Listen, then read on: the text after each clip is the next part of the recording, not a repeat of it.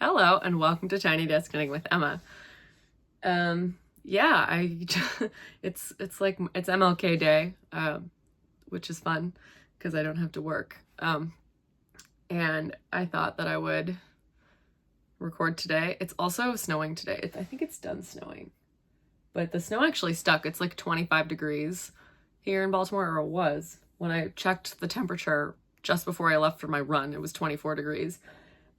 I didn't die. I was really surprised. I ran like 4 miles today and I didn't slip, which was really surprising to me.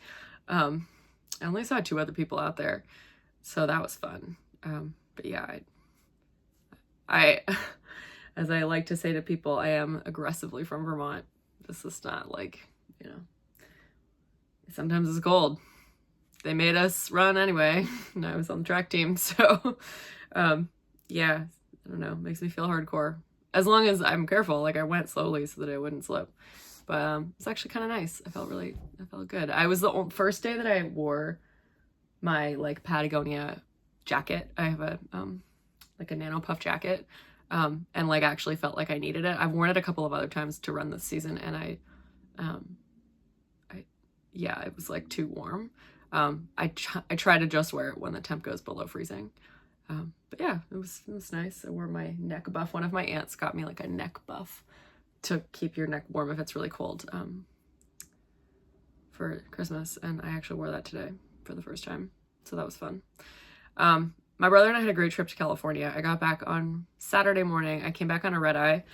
And I got back on Saturday morning, and yeah, it was really nice. It was like actually relaxing. I often go on vacations that aren't that relaxing. So it was really nice. We went to San Francisco. I mean, we stayed in Marin County with my aunt who lives in San Anselmo, which is north of the city. Like if you cross the Golden Gate Bridge and go into Marin, she lives there. So we stayed with her. My brother Ian applied to graduate schools in California and like a couple of other Western states. So we went to tour Stanford and Berkeley, which was really nice. And I will tell you about the knitting stores that I visited in Berkeley, which was fun. But yeah, so let's jump in. I am wearing Hilda today. Can't see that much of it, but this is my Hilda jumper that I made from a pattern and the Vintage Shetland project, which I actually have with me. Shockingly, I'm prepared for this video. This is the Vintage Shetland project by Susan Crawford. If you've never seen this, it's amazing. It's like, this thing weighs like 10 pounds. And Susan is, like, she's a designer, but she mostly, like, tries to either redesign or recreate patterns of like actual vintage pieces, which is amazing. That's what she did in this. So she went to the Shetland Museum. She basically transcribed patterns for a bunch of pieces. Like, I don't know how many there are. There's like 30, but this is the Hilda Jacket that I used the patterns for to create this jumper. So it's like kind of like a coat, it's like oversized outerwear, almost kind of like oversized. I didn't follow any of the like stitch counts for this or like actual instructions other than just the charts. I took the charts from this. And I mostly followed her kind of color guidelines. I wanted to use all natural colors of Shetland wool and then just one other colors, which is the red. So yes, there is no pattern for this specific version, if you're wondering. But yeah, if you want to knit something similar, I will put some patterns in the show notes in the description box that you can check out if you want to like make a Fair Isle sweater. What I would do that, like if you wanted to make your own, like put your own charts in, I'll put a pattern that I like in a cardigan and a jumper that I like in the show notes, and you can just put your own charts in there and just follow their written instructions. I will say they are not extensive instructions. They're like 3 pages long for like a full Fair Isle piece plus charts. So yeah, they're not super detailed. Just be aware. But yeah, so that's fun. Okay, so what has been happening? My Paul Clay is done. My Paul Clay sweater is finally done.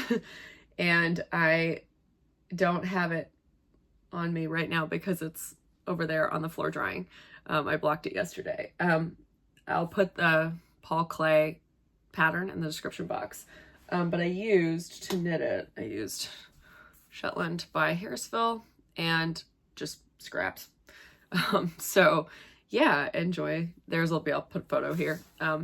But yeah, it's done. So I'm excited about that. And I knitted this from a Shetland cone. I have some skeins of this oatmeal color, but I actually didn't have enough to make the whole sweater from just the skeins that I had. So I used, because I had like 3 of these and I definitely needed at least 4 or 5. It didn't use the whole cone for the body and sleeves. I might lengthen the body. I haven't decided yet. I tugged on it a little bit because like the cone yarn has spinning oil on it. It's for weaving. That's why they make them. But I blocked it, and a lot of spinning oil comes off. It's like those up there, a lot of those cones that you see are Jameson and Smith 2-ply jumper weight on cones. These also on the top level here, those are all Shetland. I finally put my shelves together. You'll see a video of that, and I'll insert that in a bit. So today we're building a shelf, finally, and I've realized that I maybe didn't order enough dowels. So we might have 2 giant shelves, which is fine. We can just stack the handspun really high. Or maybe we'll stack the Shetland wool really high and it'll be like super precarious. I don't know. Let's fall on you. Yeah, but my brother is coming to town today to stay overnight. And so I need to have a space that's large enough on this floor for a mattress. And I figured if the yarn came off of the floor, maybe that would give enough room, because there's so much yarn on the floor, and also fiber, and just like that corner. And spinning wheels. There's more yarn. There's some spinning wheels. There's 3 of them in here. Yeah, this will be fun. This is like the first day of the rest of my life. So can't wait. I will update again when this is done. Woo! Yeah, a lot of spinning oil came out, so like water is kind of like murky. It's not quite as murky as it is when you soak a J&S sweater that you've knit, or piece that you've knit from a cone, but it was pretty murky, which means a lot of the spinning oil came out and it bloomed unbelievably beautifully. Like it really, you can tell even when it's wet, like, oh, that really bloomed well. So I am satisfied with the outcome. It might not be long enough. If it's not, that's fine. I'll just take out the ribbing and knit like a couple more inches and then do the ribbing again. But I really enjoyed knitting it. I mean, the body and sleeves were just plain stockinette. So yeah, I mostly knitted on that when I was in California, which was nice. Just kind of social knitting. The other thing I knitted in California was these socks, and I finished these. So this is the first pair of socks that I have knitted in 2024. This is obviously just it's matching on the other side. These, I think I talked about them. Well, I opened the package on my last video. I made Monica film me opening it. And I just made shorties. I mean, they're not super short. It did like a 32 round leg. Normally I do like a 64 round leg, plus the rib cuff, which is 15 rounds.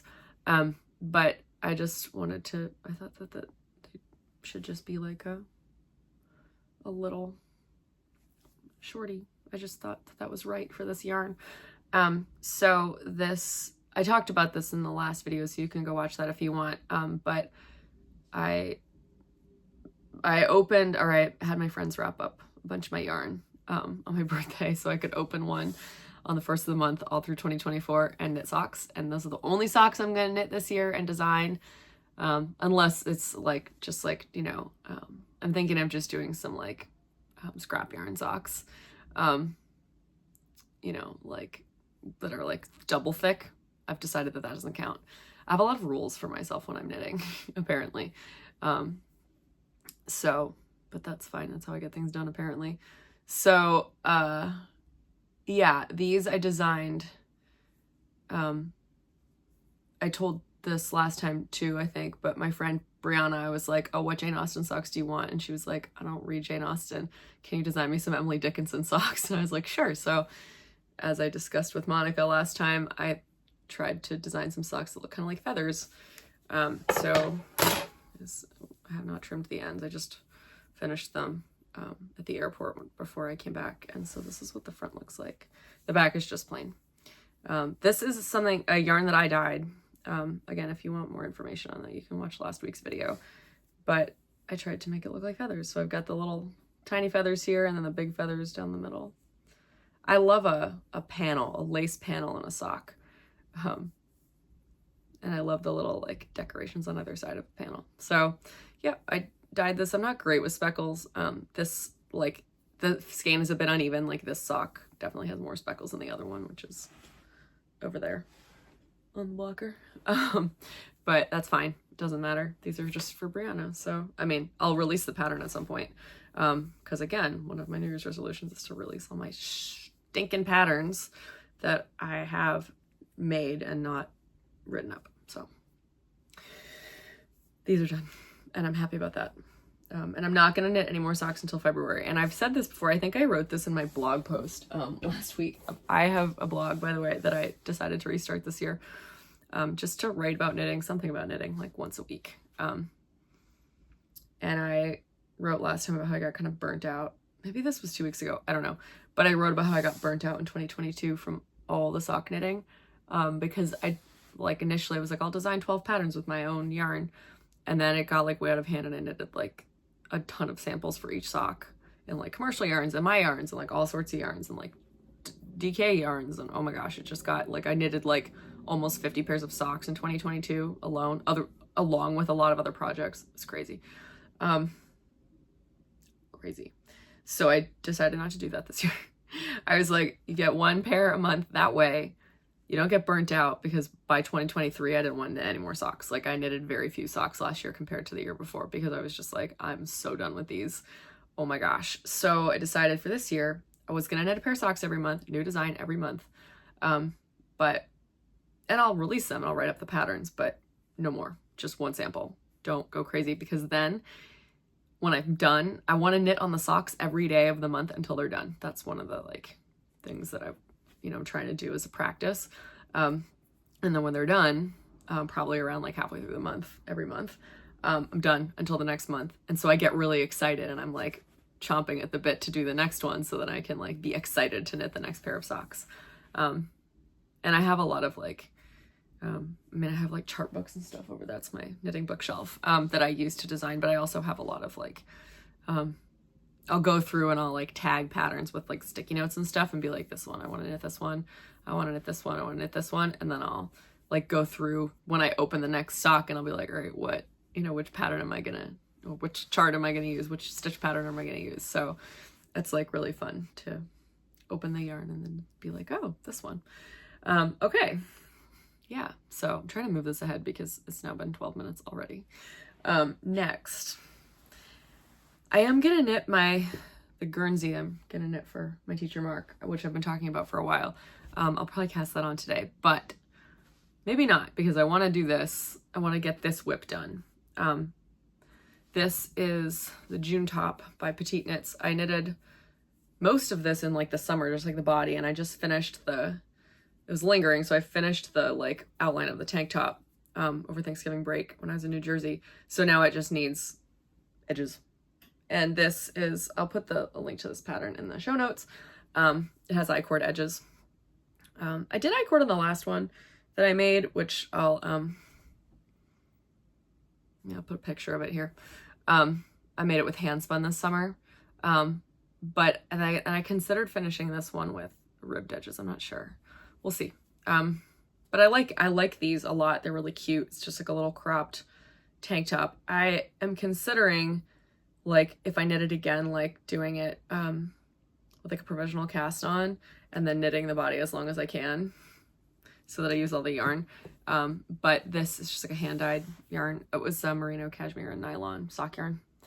I made a bunch of these. I think I had a 5 skein fade, and then I was gonna make a sweater with it, but then my mom used one of them, just like she found it in the house, because my yarn, this was before I moved to Maryland, when I still lived in DC, and I didn't take all of my yarn with me because I was a nanny, which is how Tiny Desk Knitting started. I talked about that last week on the channel if you want to hear the story. My mom says I should tell the story more often. I named the channel Tiny Desk Knitting because I started it when I was a nanny and I was recording it at a tiny desk, like a tiny desk, like for a child who was 7 who used it for Zoom school.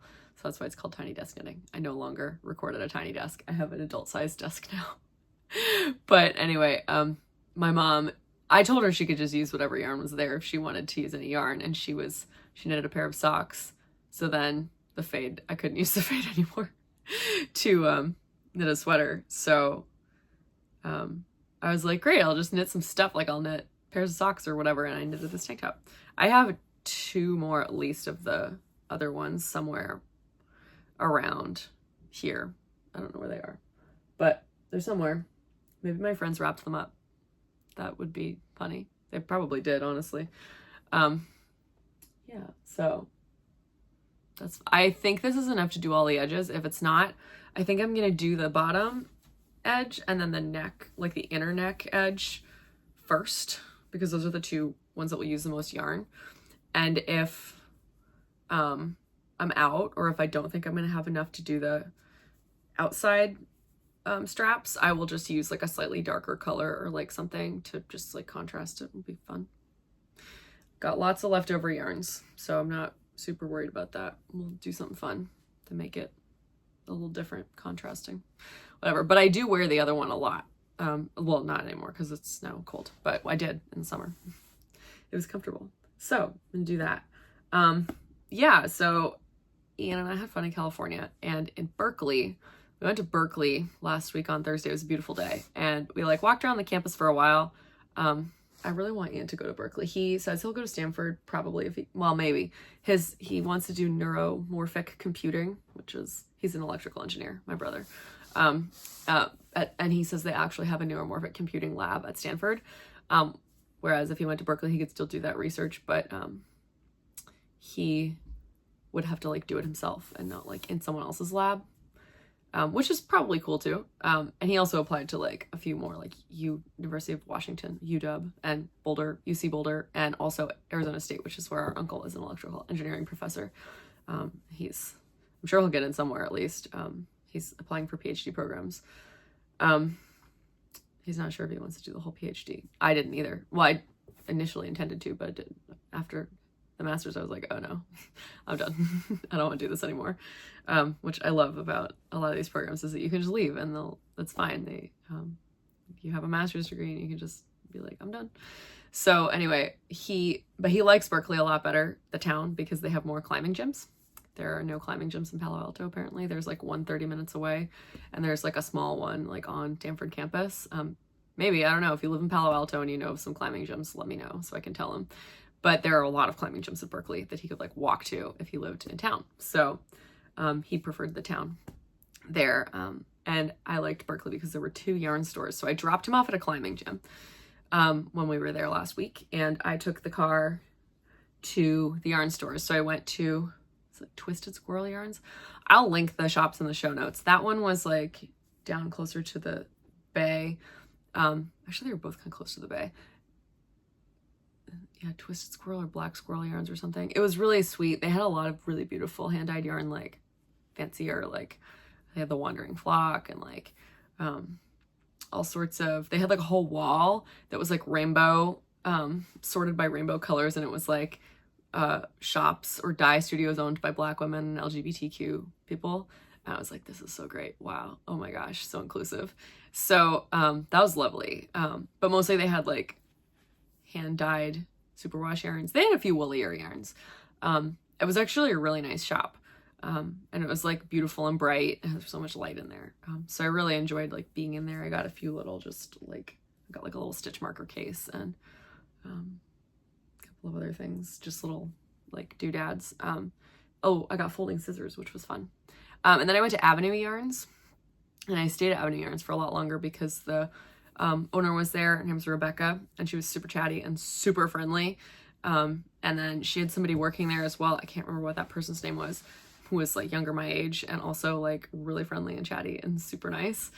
So I chatted with them for a while, and then 2 more women came in who just like sat down and knitted for a while. And I was like, oh, this is a lovely space. Like I think the store, you can just like come in and sit down and they're like all friends. These women were just so great. They were all like, we talked about a bunch of stuff. I was wearing my Slo jacket, which now has buttons. Oh, I should have brought to show. Maybe I will in a second. Or I'll wear it next time or something. I can't really unbutton it because the buttonholes were too tight, but I got the buttons through the buttonholes, and I don't think I want to unbutton it now. Like, it looks really good with the buttons buttoned up. So, yeah, I stayed there and chatted with them for a long time. And they had a ton of Brooklyn tweed. I'll put a photo here. There was like an entire wall of Brooklyn tweed. They had every line of Brooklyn tweed. It was so great. Really nice to just like see it all there. Maybe not every line they probably had, but they had a lot of it. And I just really liked the shop and I wanted to get something. I mean, I don't need yarn, obviously, and I'm trying not to buy yarn this year, but like on vacation, it doesn't count because, you know, it's vacation, so it just doesn't. So I tell myself. So I got a skein of Brooklyn Tweed Loft, and I'll show you. So I have 4 skeins of this darker purple, which is called Plume. I got this years ago. I don't know. I've had it in my stash for a while. It's like a really beautiful dark purple with, let's see if you will focus on the yarn. Dark purple with like red heathering. It's so pretty. It's called Plume. And then, so I had 4 of these, and I don't know, just I could have made a sweater with just 4 of these. Loft has incredibly high yardage, and you can knit it at like a much looser gauge than most fingering weight wools. Like, this is 50 grams and it has 275 yards, which is like way more than, I mean, if you double that to be 100 grams, that would be like, you know, more than 500 yards, just because it's woolen spun, so it's super, super lightweight. But it's also not like, it's not that thin compared to other sock weight yarns. Like, I think it's really fluffy, and especially when it's blocked. So this has like gauge range 6 to 8 stitches per inch, which was like 26 times 4 is 24. Yeah, and 8 times 4 is 32. Yeah, so 24 to 32 stitches per inch. This would break if I tried to knit this at 32 stitches over 4 inches, and I don't even tug yarn. So like, to me, I knit this at like a sport gauge for sure. I consider this a sport weight yarn. Yeah, it says you can knit this on US zeros, 0 through 4. I would probably not knit this on US zeros. I think that would hurt my hands. But anyway, I decided to get this color blanket for it, and I have 4 of these, and I was like, well, that would make a really nice color work sweater. So blanket for it is also purple, like a lighter lavender, more blue kind of with, but it also has the red heathering. So I think that's really cool that I think it will look really nice together in color work. And I haven't decided like what pattern to do yet, but if you know of any sport weight patterns in color work that you think these 2 would look really good in, let me know. I have a ton of color work patterns, and I also could just design something, but it's not imminent. But I like these. I like this combination. So it might be years before this sweater gets knit, but that's okay. Yeah, I had a really nice time in that little shop. Avenue Yarns. One of the women who came in, her name was Erica. I know that. So here, hi Erica, if you're watching. She was so nice. I had a really nice time there. So yeah, that was fun. So yeah, now my needles are like almost clear. I am gonna frog a few things. I'm just gonna kind of go through my like old whips, which are just like over there on the floor, and I would like to get them off the floor. And I'm gonna just like go through them and frog some stuff and be like, okay, you actually need to knit this if you're gonna keep it as a whip, etc. So, but one thing that I kind of did on, I think it was on Saturday, yeah, because I was at church all day yesterday, of course. Sunday, even song day. It was a great time. It was actually really good fun. Monica wasn't there. She was in Texas at a wedding. But we had a nice time. One of the choir members, he conducts when Monica's not there because he used to run choirs. And oftentimes we don't have any accompaniment at all if she's not there. But we have a college student who's like affiliated with the parish, and she was still on break. She goes to Cleveland Institute of Music. She went back today. So she was with us yesterday, and she played the organ yesterday. It was awesome. I actually used to teach her when she was in high school at the girls choir course that I used to work at in New York, which is always fun. Always fun to see my like old girl choristers all grown up. And change in the world of church music. Makes my heart really happy. I created an army. So anyway, on Saturday, that was a tangent. On Saturday, I was very tired and jet lagged. And one of the things that I thought I needed to do was to dump out all of my fingering weight yarn, because I still have some of Monica's scraps that I needed to like sort out. So I took out anything that I realized was Monica's, I put it in a separate bag, and then I like sorted my fingering weight scraps into, actually I can show you this right here. Sorry for the crinkling noise. This is a huge bag, right? This is very big. But there are smaller bags within this bag. So, sorted them by, this is all singles. Just like half skeins, quarter skeins, third of a skein of singles. Fingering weight, merino singles. All here separately. So I could do a project with just singles, because I did my Paul Clay and just like random scraps that I had that were fingering weight. Some of them were singles, and I wouldn't do that again because they're really delicate, especially when you block. So I would probably only use plied yarns in the future if I was gonna do like a scrappy project like that in a sweater. In a shawl may be different, but in a sweater. This one is sock yarns. Specifically superwash yarns with, most of them have nylon, not all of it. Like there's some Rambler in there that doesn't have nylon, but this is like 10 to 10 plus grams of yarn sock skeins. So if I wanted to make like scrappy socks or something, go digging in here. This is Shetland scraps, or anything that's Shetland-like, so non-superwash, generally woolen spun. I think all of the yarn in here is woolen spun. Scraps. There's some Tuca wool. There's mostly Jameson and Smith and Jameson's of Shetland. There's some Rama Fennel in there. There's some Rama Lamelgarn in there. There's probably some Retrosaria Rosa Primar Pegalhall in there. There's like those yarns that are like there's Harrisville Shetland for sure, but also like the oh, it's not within reach, you know, BC Bio Shetland and like Bichet Bouche, even lighter weight than my normal jumper weight. That's all in here if I want to make Fair Isle scrappy projects or use up some of my Fair Isle stash. And then the rest of it, which is not in a bag, is just like other stuff.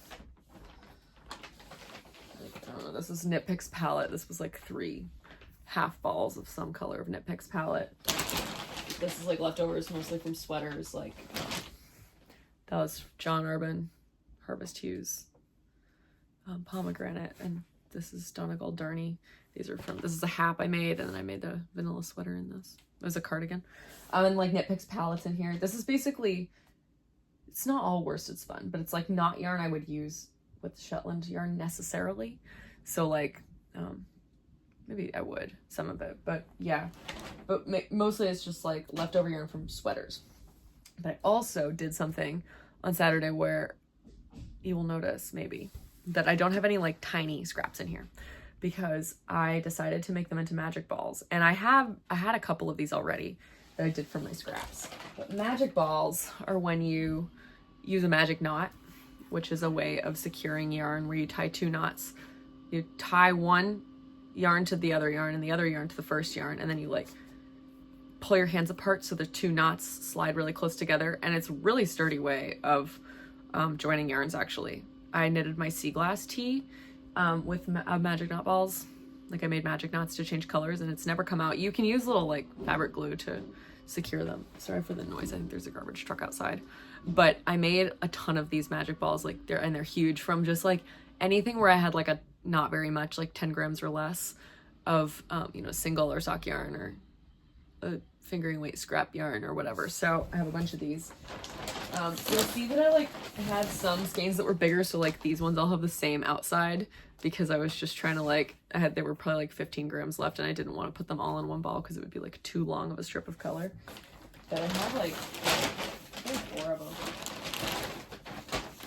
I have a couple of other balls that I just found on the table here. They must have just fallen on the ground and I didn't use them. So like tiny bits like this. I made magic balls, and I've decided to make a sweater where I hold the magic balls just one at a time, double with white, and do like a crazy marled sweater. I'm making it for a friend who I'm gonna visit in March when I go to England. My English mom, Catherine, who I made her a pair of socks, must have been like a couple years ago for her birthday or Christmas or something, and I sent them. Oh yeah, they were kind of like, they were like vintagey Christmas colors. It was like kind of like darker, like reddish purples and then like teal greens. And it was like a Madeline Tosh variegated sock skein that I had, and I held it with white. And I made her like some Thanksgiving socks. Thanksgiving is a great DK weight sock pattern. I'll put it in the show notes. Every time I knit just like socks, like DK weight socks or socks like held double with like fingering weight, 2 fingering weight yarns, I use that Thanksgiving pattern by Summer Lee. It's a great pattern. I recommend it. So I made some of those and she was like, I love these. They're really warm, obviously, because they're thick, but like they're so funky. And she just like was telling me this like recently, a couple months ago. She's like, I always wear these. And I was like, oh, great. And I don't know if she said, could you make a sweater like this? Or I was like, I should make a sweater like that. But I've decided to try and see if it's crazy. So that's one of the things I'm going to be doing in the next couple months. So you'll find out if it's crazy. Hopefully it's not too crazy. I think it'll be really funky and fun. And like the insanity will be like a lot tempered by just like marling it with white. So I'm excited to try that. Yeah, so these are my magic balls. I probably shouldn't say that too often in public. But, you know, and this is just my fingering weight scrappy yarns. And that is how I'm dealing with it right now. I'm not done pulling my scraps. So I put all of my like big skeins and Shetland and stuff in there for now. I will probably, there's one empty square you can see there. I think I'm gonna try and put my Shetland scraps in there in like a, you know, sort of in one of these. Sorry, this is full of stuff, like a nitty naughty, but like just the like Target cube. These are from Target, because Target also sells cube shelves. I'm about to go downstairs to my first floor and get one of the ones that Jordan and I have. We took it from our old house, and there are 2 downstairs and we are not really using them effectively, so we don't really need them both down there. So I was just gonna go get some more, but then I was like, oh, we have one that's not really being used. And so on the other side, the windows are here. This is the front of the house, but then the yarn's there, and I'm gonna have another set of cubes with probably full of these with scraps of different weights in them, so that they're just kind of like sorted somehow. And I, you know, things are off the floor. I know where everything is. If I'm looking for something, kind of a variety of stuff. So that'll be nice. Yeah, and just like more stuff, just because there's not, I have too much yarn to fill to fit in this. So I did try and organize it. I have all the Shetlands by color, warm colors, blues and purples, greens, and then neutrals. And then this is like sock yarn. There's a lot of skeins behind those, the caked up ones. This is hand spun. Over there is like mostly fingering weight. My spinning wheels are also there, so they're kind of blocking it, but I have like, I tried to mostly go by weight, like worsted weights on the bottom, and then like DK weight and sport are on the next one, and then this is like fingering and sock weight and hand spun, and then that's all Shetland, and then cones on the top. So it's good. I think I'm getting there. I'm definitely using it as effectively as possible. But the next, I'm gonna get another shelf and then do the little bins just for like, I put my e-spinner in there, and then scrap yarns, and then fiber, which is just in a huge bag. My fiber is in a huge bag on the floor. So just, and maybe even like whips. I don't know. I honestly could probably fill this yarn walls, everything with, I could, not the yarn wall. I could make it into a full yarn and fiber wall and just like put shelving all the way across the walls and fill all of the shelves with my crap. But I also have an empty bookshelf, shorter than the tall one there, here. So if I can figure out a way to harness that space effectively, I could put yarn there too. Yeah, because I have a lot of books, but I don't have, I'm thinking of using that bookshelf for fiction, but I don't actually think I need to do that because, you know, I think that that is enough. We'll see. I never stop buying knitting books, so that will eventually be full. So, yikes. Yeah, but that's fun. I'm gonna do the magic ball jumper. Anyway, okay, one more. 34 minutes, I've got this. Here's a whip. I actually started this before Christmas sometime, I don't even know when. But I had finished a little flowery cowl, which I don't, well, it's over there. I don't want to get it. I'll put a picture of it, myself wearing it here. It's just like a around the neck cowl with white Knit Picks palette and then hand spun a bunch of rainbow colors. So 4 of the colors are right here on the floor. These were the 4 warm colors. The red bled, so it got like all over the finished cowl, which was really annoying. I should have just like dunked it in the water, which Monica says she does when she is afraid that something is gonna run. But the other 4 colors, I decided to knit a cowl with just like a Slo pattern. So this is one of the cowls that will just like pop over your head like this. So it's like not super, it's not like an infinity scarf, it's just like a straight up and down, goes over your head. I will line it with something soft. But this is the cool colors from the, and with also the white Knit Picks palette, from this hand spun. It was gray cheviot. I got a pound of gray cheviot. I dyed it 8 different colors. Like I split it into 8. And here are the colors. So I did the purple already. I'm working on this blue, and then it will be teal and then green. And the background is just white Knit Picks palette. I'll probably line it with like Suri alpaca and silk, you know, like mohair silk, but it's Suri alpaca, so it's even softer. This is an example. I won't use this one because this is a full skein and I have a lot of like random like mini skeins, half skeins of this that I typically use for stuff like lining, or I'll, you know, you hold this double or you hold it with like a soft sock yarn or something. It's so soft. It's really soft, and then it's soft against your neck. I don't have trouble with wool on my neck, but some people do it. And my favorite version of this type of cowl actually is lined with cashmere. I will put a link to the video of me talking about that cowl. I made it about 2 years ago. It was just like with Shetland yarns, and then I lined it. My brother got me like one ball, like 125-gram ball of pure cashmere DK weight yarn, and I was like, what the hell am I gonna do with this? And then I decided to line this cowl with it, and I wear it all the time. It's the softest thing I've ever made. Most comfortable thing that I've ever knitted for sure. So I like that. And I don't usually keep accessories like this. I just give them to my friends. So, you know, maybe I'll make another one with the warm colors. Oh, maybe I'll make it in black with the warm colors. That would be nice. Ooh. Yeah, that'd be fun. I don't know. I didn't know what to do with these warm colors. I was just like, they were sitting on the floor and I was like, well, I'll do something with them. Even so, like, I'm not going to use all that yarn because this was like a whole pound of yarn and all I've made have been an accessory and now a second accessory.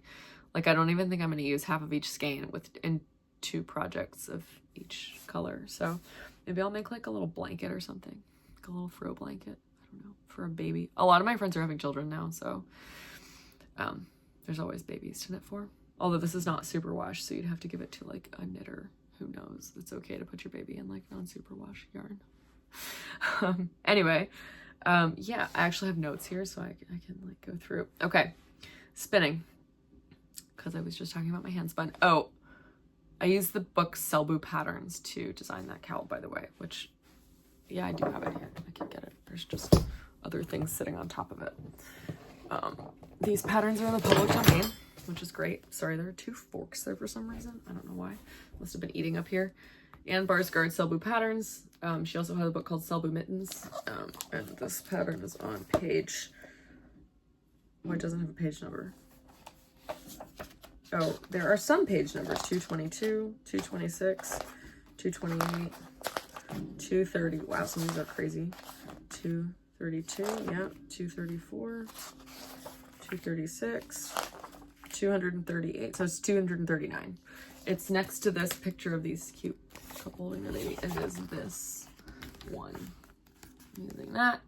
I like to be transparent about my designs. I will probably release this as a pattern, but if you want to knit something similar, go for it. I don't have a monopoly on this kind of thing, so go for it.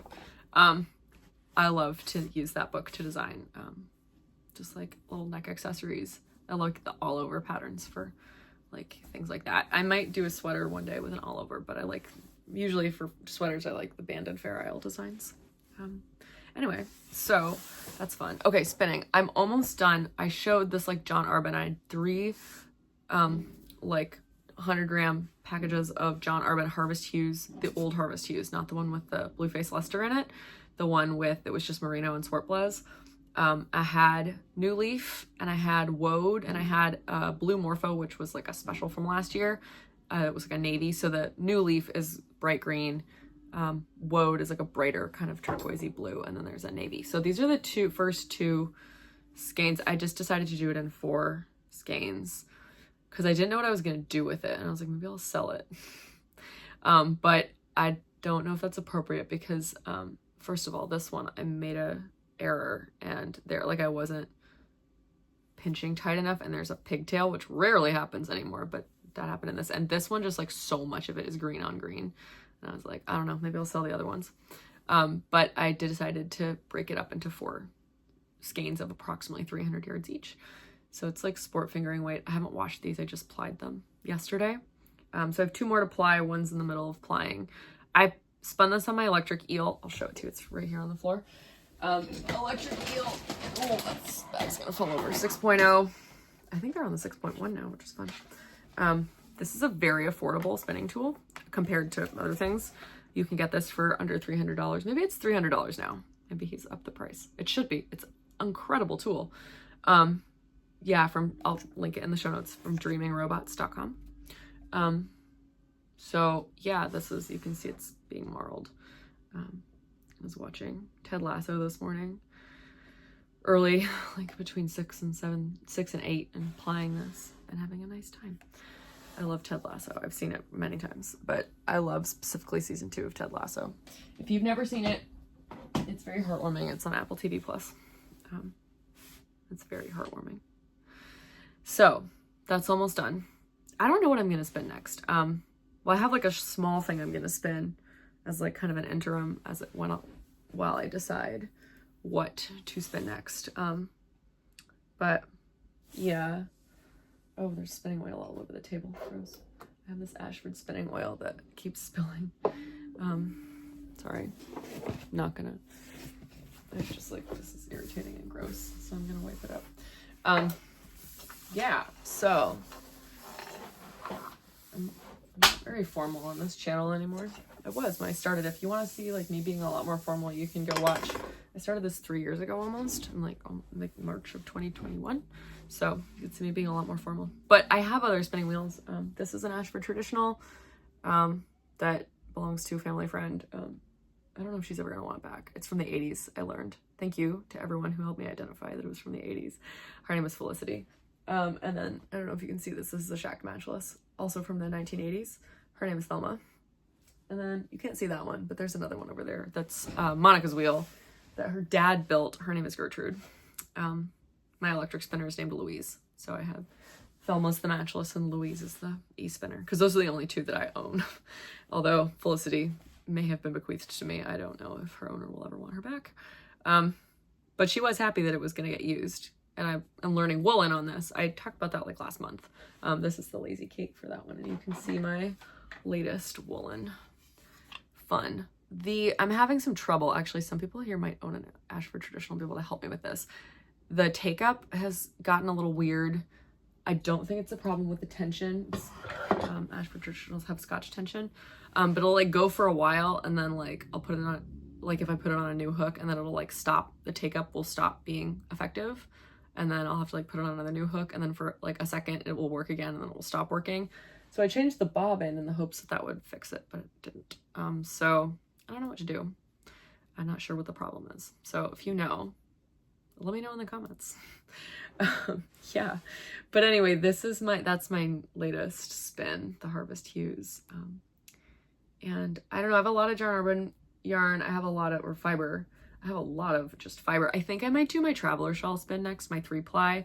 I showed that last couple, I don't know, go back and watch the last couple episodes.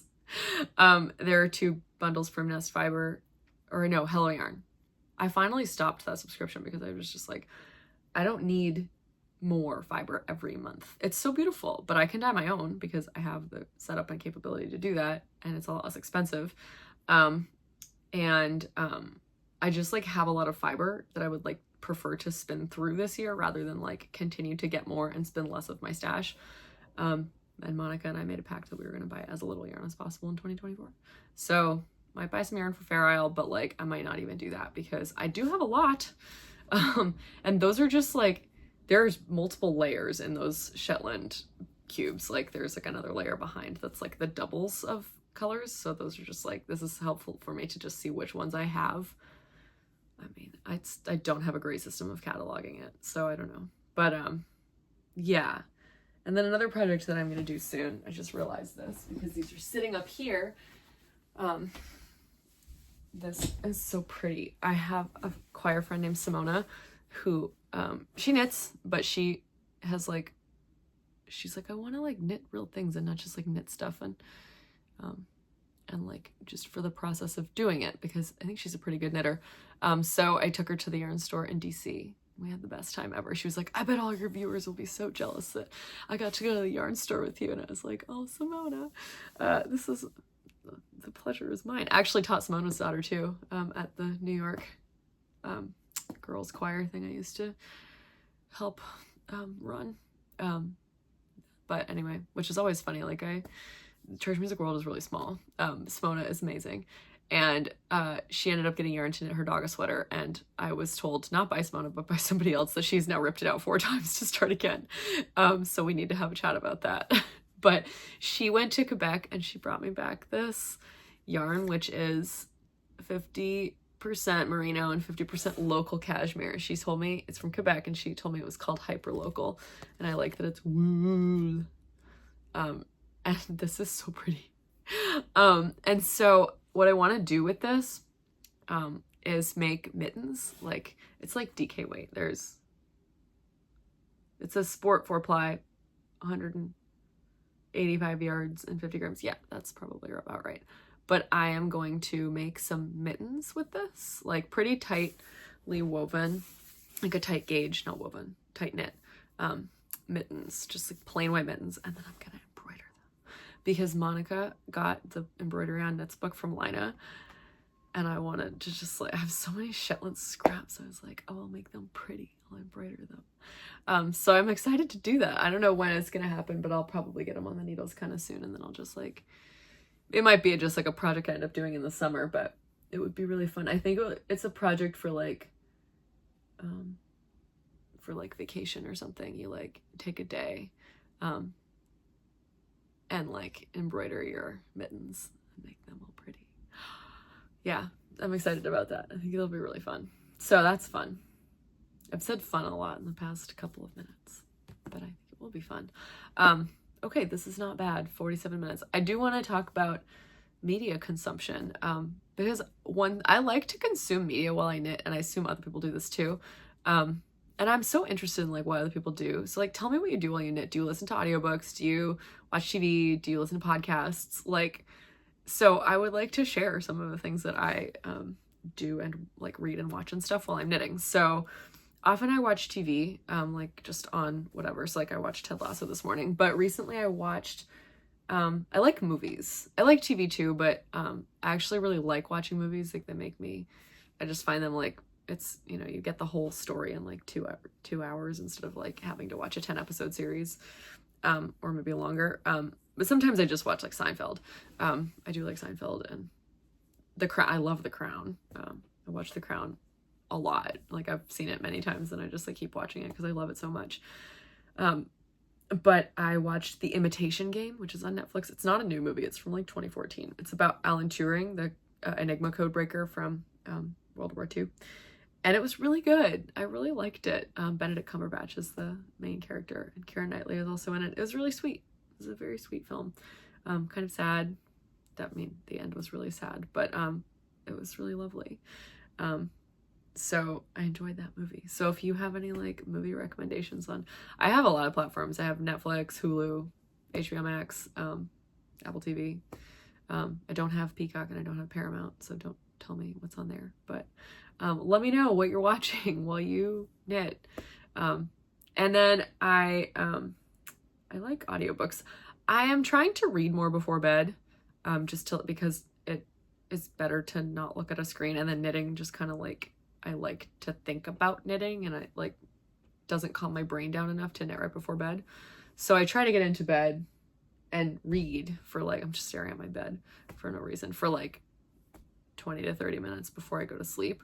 And when I was in San Francisco with Ian, we went into several bookstores, just around.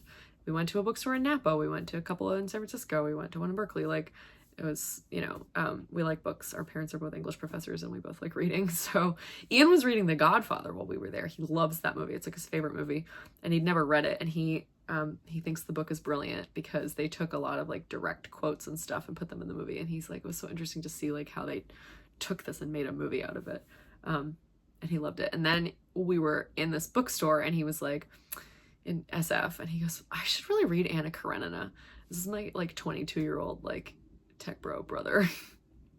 And I was like, wow, okay, like, I mean, you should. It's a great novel. And I remember that I read it in Anna Karenina when I was in high school, but I had started reading it again in like February or something, like as my before bedtime reading, and it's really long. So, and I had stopped reading it like this summer when I was like 80 pages from the end. Again, I've read it before, so I know what happens, but I decided to finish it because Ian then started reading it on the plane, and he's like texted me yesterday about it. Just, this Anna girl is a expletive. He hates Anna. He thinks she's terrible.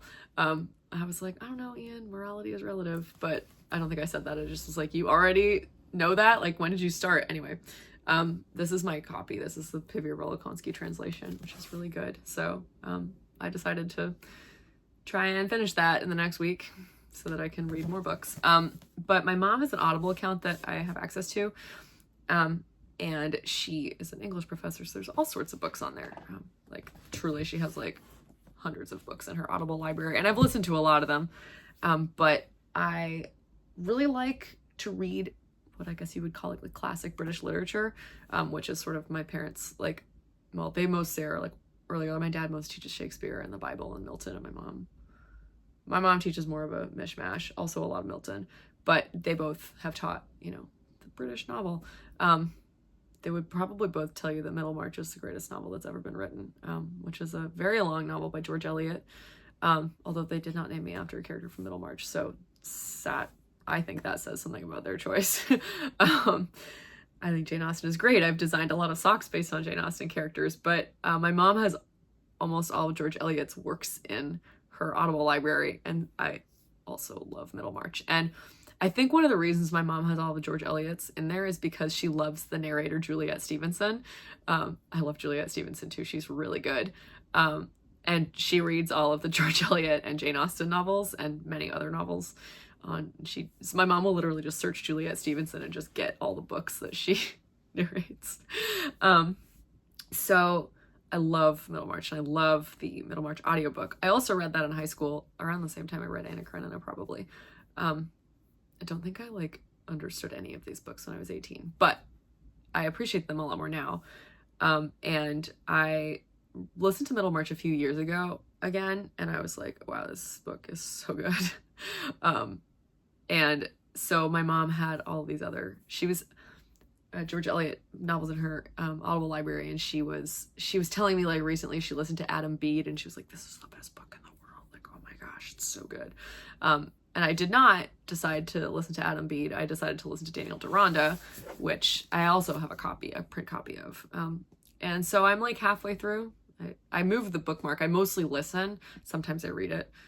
Like if I'm, I don't know, somewhere and I don't have my headphones or something or whatever, and I have it with me. but I mostly listen to it. But yeah, it's really interesting. It was George Eliot's last novel. So I just thought I would share this because, I don't know, maybe I'll design some socks. I don't like Gwendolyn very much. She's the main character. She's the main female character, Daniel Deronda. I like Daniel better. Maybe I'll design some socks based on Daniel. But yeah, I like that they have like introductions in these by like modern professors or scholars, and I tend to read them after I've read the book to kind of get a sense of this. But yeah, last year, like around, I guess it was when I was on spring break, I read Great Expectations again. I hadn't read that since like freshman year of high school, in which I had to read it very quickly because my teacher was kind of crazy, and I don't think I absorbed anything from it. So there was a new Netflix series with Olivia Colman, my favorite actor in the world, probably my favorite person in the world, even though we've never met. And she was playing Miss Havisham. I didn't even end up finishing that series. I should go finish it. It was very dark. I mean, the book is kind of dark, but it's not quite as dark as this series, which was on FX, I think, through Hulu. Anyway, and I read it last year on spring break, and I was like, wow, this book is really good. And then I was still in Boston when I finished it, so I went to a bookstore, and I was like, I want to read another, like, classic of English literature, but I don't want to read more Dickens yet. So I got a copy of Tess of the D'Urbervilles, which I had never read, and I read that, and I was very angry about it because it was really sad. And yeah, I actually thought it was really interesting to read that right after Great Expectations because they're both characters who have the main characters who have kind of similar, like, something kind of happens to propel them forward in their life, but one of them is a man and one of them is a woman, and like the outcomes are extremely different. So I thought that was really fascinating. I was like, dang, maybe I should have been an English major, except I didn't think like that when I was 18, so definitely not. And my parents made a joke that they wouldn't pay for me to go to college if I wanted to be an English major. Both of them have PhDs in English, for reference, which I thought was very funny. But I do like Dickens, and I don't know. We'll see. Maybe I'll go back to some Dickens. I was like halfway through Oliver Twist when I stopped reading it. It's probably on my shelf over there. But if you have favorite books, especially classics of English literature, which I like to read a lot and listen to while I'm knitting, drop them in the comments. I'm trying to watch a little bit less TV and do a little bit more reading, like more audiobooks, just for fun. And I'm thinking that I might start listening to audiobooks when I go on like slow runs because I run. You can follow me on Strava if you want. I'll put it in my Strava in the show notes if you want, if you're also a runner. And my, I'm funny on Strava for reference. Anyway, I'm not boring. I don't say morning run. I'll like put pictures up and I'm like, I make jokes, in my Strava posts. But, like when I run and do easy runs, like I'm training for half. So right now, and there's a lot of just like slow running, and I find it hard to run slowly. Like, I mean, I'm better at it now, but like, cause I have a watch that paces me and stuff, but like, it's like music kind of fires me up a little bit. So I feel like when I'm running faster, I should listen to music, but when I'm running more slowly, I might try audiobooks. So I don't know, tomorrow, the day I'm posting this, I have to go on an 8-mile run. So I will see. Anyway, how the audiobook works out. If I can go find a belt, I need to get a hydration belt because 8 miles is too far for me to run at like a slow pace without like water or, you know, like a gel or something. So I have to go get something like that, a belt to wear to bring my water. I think it's over here. My aunt sent me, my family is crawling with long distance runners, and for Christmas, one of my aunts sent me a bunch of stuff. I don't know where it is. Oh, it's over there. It's like a one of these like fuel packets. So Tailwind. It's very Colorado. I looked up the company and it's just like sugar and salt. And there's like 100% of your daily sugar is in this because, you know, you lose so much, or you burn glucose when you're running fast. So anyway, fun. Excited to try that. I was worried that it would be disgusting, but it's mostly sugar, so it'll probably be delicious. But yeah, that's all for now. I'll be back next week, probably. Really enjoying this Monday off. I wish I had every Monday off. I haven't been at work in over a week. Like like 11 days because I took last week off to go to California with Ian. So back to work tomorrow, but the students are still on break, so mostly just doing curriculum building and stuff. But yeah, we'll see. Oh, they're plowing, thank goodness. I have to go to Target, so I need to plow. I wanted to go to REI to get a hydration belt, but they might have this at Target too. I don't know. They have a lot of stuff at Target. We'll see. I don't really want to drive on unsafe roads, but I don't know how unsafe the roads are. Maybe I'll just take local roads to go to Towson. I am good at driving in snow. I took my driver's test in a blizzard. Although I was driving a 4-wheel drive car then, and I have a Honda Civic, which does not have 4-wheel drive. Oh, there's the plow. They're plowing the street. Okay, so thanks for watching. You can like and subscribe if you're still watching and you haven't liked and subscribed to my channel. Smash that subscribe button. It always laughs when I say smash that subscribe button. So, and he always watches to the end. Anyway, I'm gonna go eat a snack and then go to Target.